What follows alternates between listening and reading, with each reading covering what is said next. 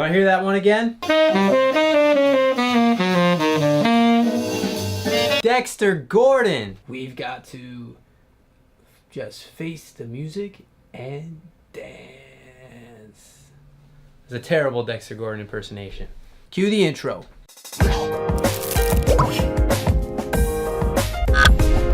Dexter Gordon, one of my all-time favorites. Hey everybody, Chris G here from PositivelyProgressing.com. Thank you for joining me today on this Learn from Legends series that I have. And today we're going to be looking at a solo from Dexter Gordon, more specifically the cut that was in the intro. Let me play it again for you.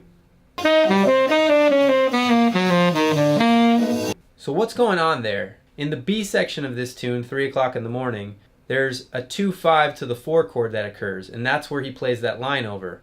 What the heck is 2-5 to the 4 chord? Let me explain. The key of this song is in F concert. That's the 1. The 4 of F concert is B flat.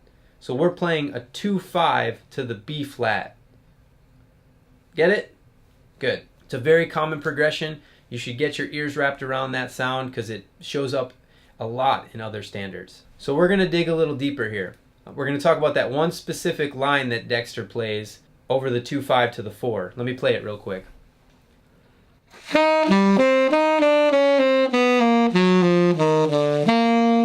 That is such a smooth, melodic Dexter line. Love the sound of it. So let's talk about the 2 first. So the 2 chord is C minor 7. And what he's doing is he's starting on the 3rd, which is E flat. And then he's jumping down, pivoting down to the 5th, going to the 1, back to the 3. So it sounds like this. Ba, ba, ba, ba. Be able to sing these lines. I know I don't have the greatest singing voice, but if you can sing it, it goes right into your ear. You have a much better singing ear relationship, and that will translate onto your instrument, whatever you're playing. You don't have to be playing saxophone. So then that 3 resolves down a half step, and now we're on the 5 chord, which in this instance is F7. So we're on the 6th of the 5 chord. You don't have to necessarily think, oh, what is the 6th of the 5 chord? I'm just saying you're resolving to that 6. So it sounds like this. Okay? And that just goes chromatically down until you get to the 1. So you just play chromatically down till you get the 1 of the next chord. Ba ba do ba da, and that's 1 of that 4 chord, which is B flat. All right? So all together it sounds like this so far.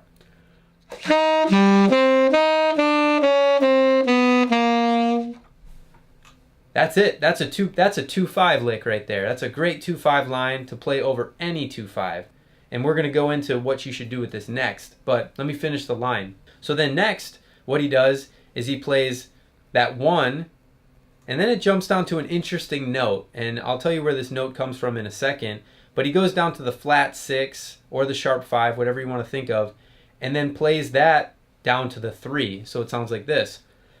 And then he jumps back up to the 1, so ba ba da ba do da. So that's 1, flat 6, 5, 4, 3, back up to 1, sounding like this. One more time. And that flat 6, some people, you know, I don't know what people say actually about this, but where I get that from is a major bebop scale. And a major bebop scale, check out my video, I'll link it below. If I knew how to link it to one of these corners or pop it up, I would do that, but I don't know how to do that. So I'll just put the link below. I'm not that savvy yet on on YouTube. If you want to play a major bebop scale, and if you want to check out, I'll plug this too, if you want to check out dominant bebop scales, I have a video on that too, so I'll link that as well. But a major bebop scale is a major scale with a half step between the 6 and the 5, making it a symmetrical scale, just like a dominant bebop scale or a minor bebop scale, any bebop scale for that matter. So that's where I'm hearing it from. So he goes, and that's that sound. That's that flat 6 sound, or flat 13, whatever you want to call it. So how can we use this? How is this valuable to us? And I've done transcriptions before, and sometimes I'm just like, well, Did I learn the tune? What did I take from it? Well, you don't need to transcribe the whole entire solo to get benefit out of it. You can take this little chunk, this little 2-5 to the 4, right? It's a 2-5 that resolves to a 1, and it doesn't matter if it's a 2-5 to the 4. It can just be any 2-5. So you could take the first part of that line and start putting into all the other keys. Right? Okay? So that's beautiful, right? So start moving it into other keys. So now you've developed 2-5 language in all different keys just by one small line from a Dexter Gordon solo, legend, like a legendary solo, right? And now you can use it in all types of tunes. You can use it on standards, you can use it in a blues, you can use it on rhythm changes, you can use it everywhere. Anywhere you see a 2-5 or a 2-5-1 or a 2-5 to the 4 or whatever you're seeing, you can use that language. So I highly suggest practicing this. Maybe break it up into chunks. Maybe take the first part of the line and just practice that one bar, and then maybe do the other bar afterward. And then develop those two pieces of language, put them together, use them separately. You can do whatever you want, right? That's Learning from Legends, Dexter Gordon, one of my favorites. I will have more Dexter Gordon because he is one of my favorites. Let me just say real quick, thank you so much for tuning in today. Please subscribe if you haven't. Always positive, always progressing. I'll see you next time. Thanks again, take care, and bye.